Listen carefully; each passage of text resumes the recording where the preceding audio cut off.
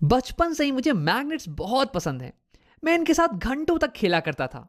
लेकिन तब भी मेरे दिमाग में एक सवाल था कि कैसे एक मैग्नेट किसी दूसरे मैग्नेट को ढकेल सकता है बिना टच किए हुए। ये मैग्नेट का फोर्स ये एक डिस्टेंस पे कैसे काम करता है। तुमने भी इसके बारे में खूब सोचा होगा कि कैसे मैग्नेटिक फोर्स काम करता है, कैसे मैग्नेटिक फोर्स एक दूरी से ही एक्ट कर पाता है। क्या इस मैग्नेट को पता है कि इसके आसपास एक दूसरा मैग्नेट रखा हुआ है? तो क्या एक मैग्नेट को पता होता है कि उसके आसपास क्या क्या चीजें रखी हुई होती हैं? क्या हो क्या रहा है यहां पे यार? तो देखो, आजकल हम इसके बारे में कुछ ऐसे सोचते हैं। हम ये नहीं बोलते कि मैग्नेट्स एक दूसरे को डायरेक्टली ढकेल रहे हैं या डायरेक्टली एक दूसरे को खींच रहे हैं, बल्कि हम ये कहते हैं कि एक मैग्नेट अपने आसपास एक इन्फ्लुएंस को बनाता है, एक फील्ड को बनाता है, और इसी कारण सेकेंड मैग्नेट को इसके होने का पता चल जाता है, और इसी कारण सेकेंड मैग्नेट इसके इफेक्ट को महसूस करता है। अब आओ इसी को समझते हैं एक एग्जाम्पल की मदद से। एक दिन जब मैं घर आया तो मुझे घर में चमेली के फूल की स्मेल आ गई। अब देखो, मुझे वैसे चमेली का फूल पसंद है नहीं, लेकिन मेरी बहन को यह फूल बहुत ही ज्यादा पसंद है।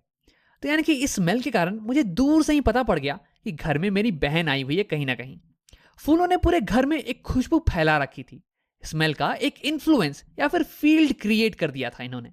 तो जिसके कारण जैसे ही मैं घर में घुसा तो वैसे ही मेरे नाक को पता पड़ गया कि ये किस चीज की स्मेल है।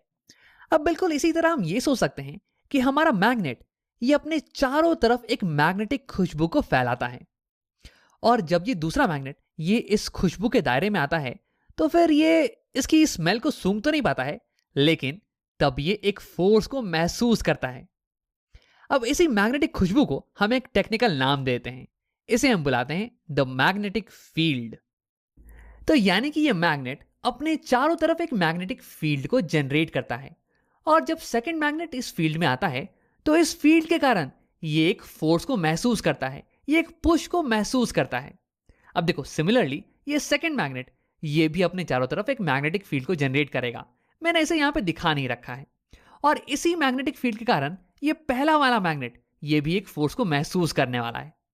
तो यानी कि एक मैग्नेट ये अपने चारों तरफ फील्ड को जनरेट करता है, जिसके कारण ये दूसरे मैग्नेट्स को पुश या पुल कर पाता है। अब देखो, एक मैग्नेट की फील्ड और फूलों की खुशबू, इन दोनों में एक बड़ा डिफरेंस होता है। देखो, खुशबू कुछ ऐसे फैलती है। फूल हवा में कुछ मॉलिक्यूल्स या पार्टिकल्स को स्प्रेड करेंगे, और जब ये पार्टिकल्स तुम्हारे नाक में जाएंगे तो तुम्हें एक स्मेल की फीलिंग आने वाली है। लेकिन देखो, यहां मैग्नेट्स के केस में कोई भी पार्टिकल स्प्रेड नहीं होने वाले हैं हवा में। एक मैग्नेट कुछ मैग्नेटिक पार्टिकल्स को स्प्रेड नहीं करता है हवा में, लेकिन फिर भी मैग्नेटिक फील्ड ये एग्जिस्ट करती है। तो है ना ये एक इंटरेस्टिंग चीज। अब यहां पे तुम मुझसे ये पूछ सकते हो कि राम, अगर कोई पार्टिकल स्प्रेड नहीं हो रहे हैं तो फिर हम ये कैसे कह सकते हैं कि एक मैग्नेटिक फील्ड ये एग्जिस्ट करती है? क्या ये मैग्नेटिक फील्ड ये रियल है भी या नहीं? तो इसके लिए हमने किया कुछ एक्सपेरिमेंट्स। तो देखो, मान लो कि ये दोनों मैग्नेट्स ये कुछ ऐसे रखे हुए हैं पास पास में। तो हमें पता है कि ये पहले वाला मैग्नेट ये दूसरे वाले मैग्नेट को ढकेलने वाला है, कुछ इस डायरेक्शन में फोर्स लगाने वाला है। तो अब क्या होगा अगर मैं अचानक से पहले वाले मैग्नेट को गायब कर दूं? क्या होगा इसके फोर्स के साथ?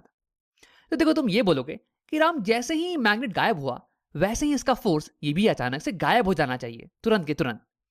लेकिन जब हमने केयरफुली बहुत ही बारीकी से एक्सपेरिमेंट किया ना, तो हमें पता चला कि देखो, मैग्नेट तो तुरंत गायब हो जाता है, लेकिन इसका फोर्स ये भले ही थोड़े समय के लिए, बहुत ही कम समय के लिए, लेकिन एग्जिस्ट करता है और उसके बाद गायब होता है।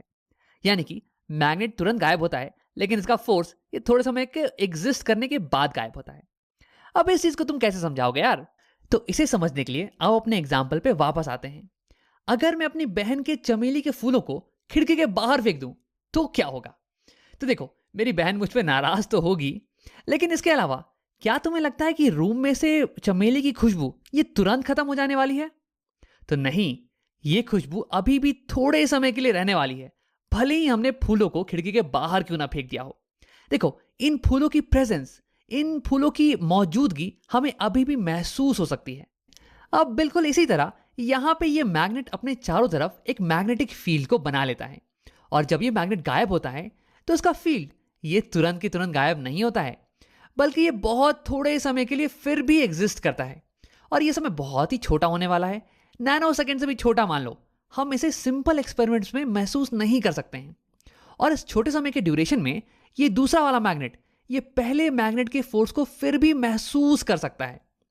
तो क्योंकि मैग्नेटिक फोर्स ये मैग्नेट के गायब होने के बाद भी एग्जिस्ट कर रहा है ना, भले ही थोड़े समय के लिए, उससे फर्क नहीं पड़ता है चाहे कितने भी छोटे समय के लिए क्यों ना एग्जिस्ट कर रहा हो।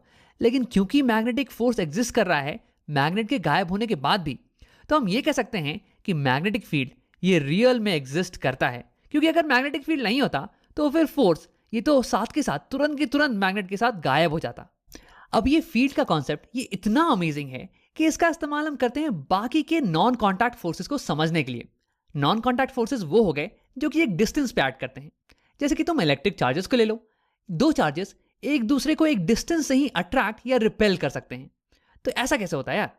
तो यहां हम ये समझते हैं कि ये चार्जेस ये अपने चारों तरफ एक फील्ड को जनरेट करते हैं और इसी की मदद से ये दूसरे चार्जेस को अफेक्ट कर पाते हैं, उन्हें अट्रैक्ट या रिपेल कर पाते हैं।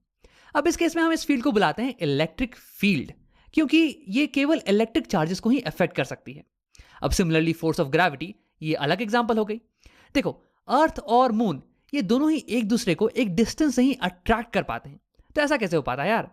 तो अर्थ और मून ये दोनों ही अपने चारों तरफ एक फील्ड को जनरेट करते हैं और इसी की मदद से ये एक दूसरे को अट्रैक्ट कर पाते हैं। अब देखो, इस फील्ड को हम बुलाते हैं ग्रेविटेशनल फील्ड और ये केवल मासेस को ही अफेक्ट कर पाता है।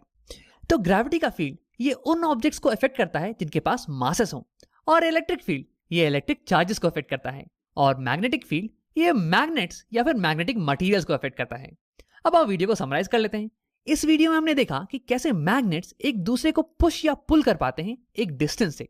देखो, ये डायरेक्टली तो ऐसा नहीं करते हैं नहीं। एक मैग्नेट अपने चारों तरफ एक मैग्नेटिक फील्ड को बनाता है, अब जिसके कारण दूर दूर तक इसकी प्रेजेंस को महसूस किया जा सकता है।